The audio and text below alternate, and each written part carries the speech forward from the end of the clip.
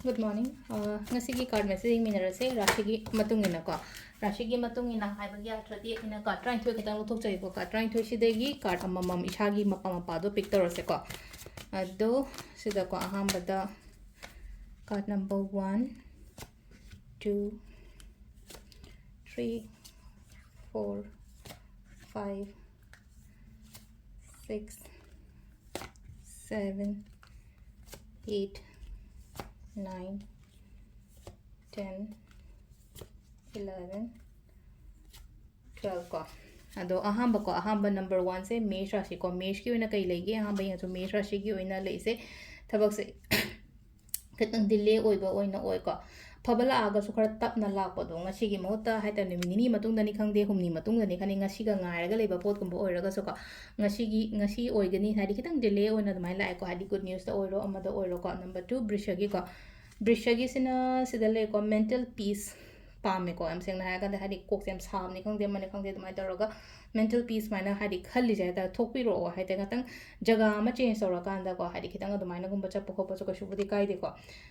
Mithun Rashigi oina ko ahum suba ko sida sulai no ko hadi loina cut off tawraga ngasi gi numita ma pan thok tabi de yum daga phasana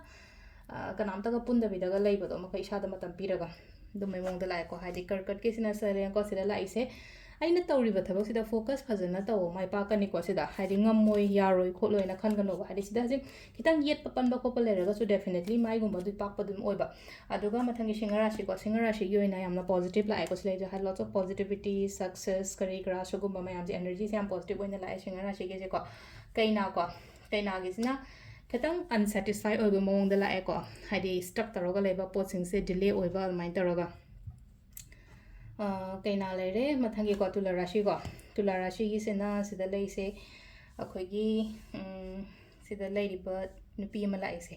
akhoi de help kumba kai gumba dumaina tawbiyo kaina dumai la ko da engon de kitang mathak thong bani khangde iche ni khangde imani khangde ko ai gi damakta well wisher gumba lei ba sai tar moina akhoi gi damakta help kumba kai gumba dumaina tawbi ba ko aduga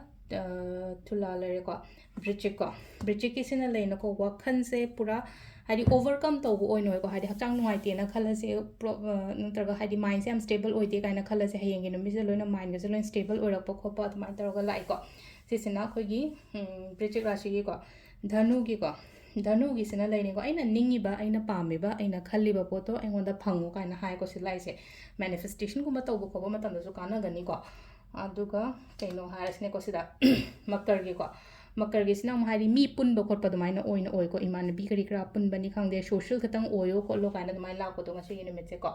aduga kumba su leina ko haidi